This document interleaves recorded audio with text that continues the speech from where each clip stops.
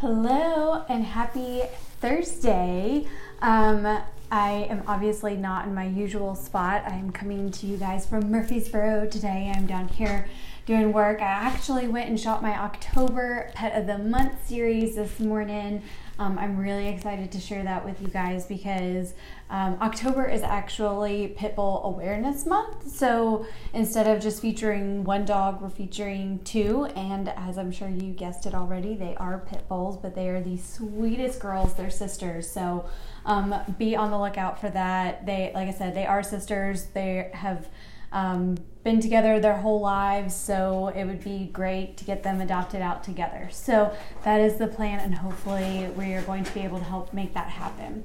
But so today we are going to be talking about the big C word, commission. I know it is something that people don't normally like to talk about, and the word commission in and of itself is kind of a yucky word, and it puts a bad taste in people's mouths. So we're going to be talking about it today. I'm going to be breaking it down a little bit more just to kind of pull back the curtain on it and really give people more of an idea of how it actually works. And just to preface everything, I actually prefer to call it a success fee because ultimately, like, you don't get paid unless the deal closes, and so you're not getting paid unless it is a success.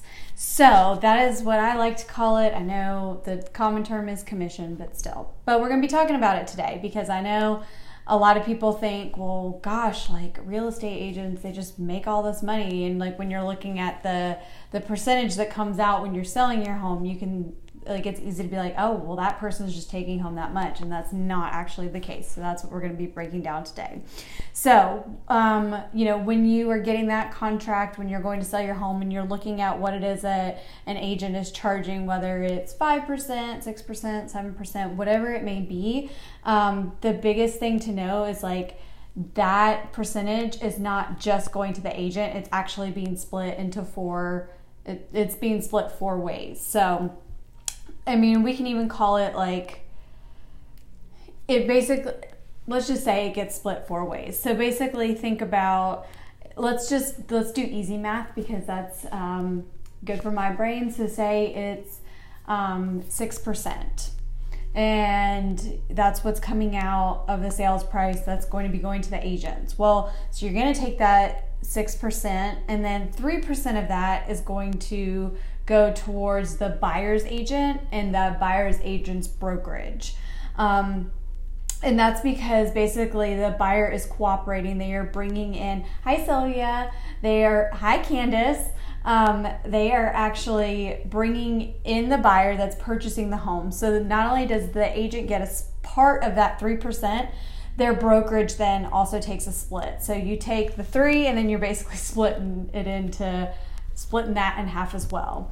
Then you've got that remaining 3%, right? So then again, that the listing agent will take a portion of that 3%, but that other percent is being split with the listing agent's brokerage. So, it's basically one of these where, again, I know that a lot of people think, well, gosh, that's just going to me. Well, it's not.